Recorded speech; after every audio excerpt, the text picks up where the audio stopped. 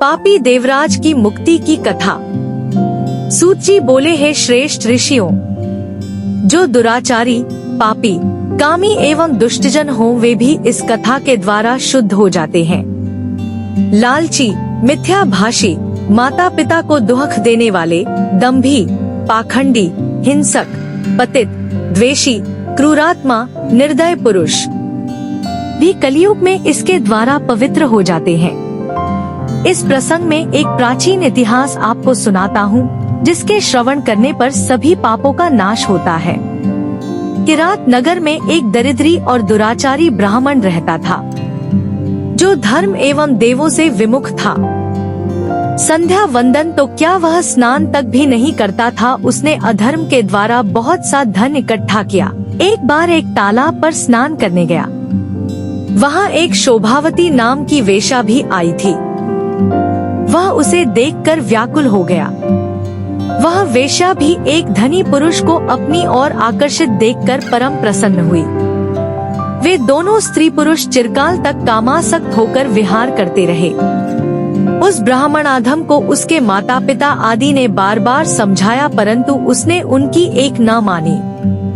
उस नीच ने एक दिन रात्रि में ईर्ष्या के कारण सोते हुए माता पिता तथा स्त्री को मार डाला और धन संपत्ति ले जाकर वेश्या को दे दी।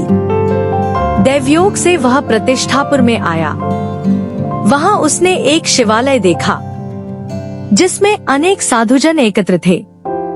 वह ब्राह्मण वहाँ बीमार पड़ गया। इसी अवस्था में उसने एक ब्राह्मण के मुख से शिवजी की परम पवित्र कथा सुनी।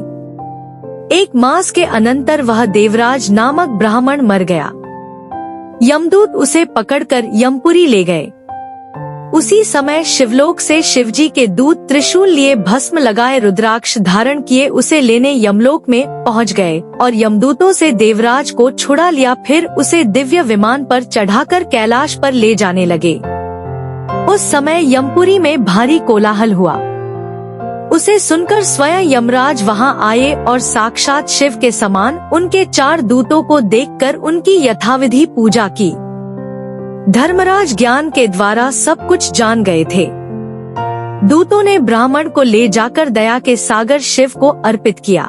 हे मुनि, शिव की यह कथा परम पावनी है, जिसके श्रवण मात्र से महापापी ब्राह्मण भी मुक्त हो गया। अतः शिव पुराण की कथा को विधिपूर्वक सुनने से तो अमर फल की प्राप्ति होती है। अगर आपको यह वीडियो अच्छा लगा हो तो पिशा राजसी यूट्यूब चैनल को लाइक, शेयर और सब्सक्राइब करें। हर हर महादेव।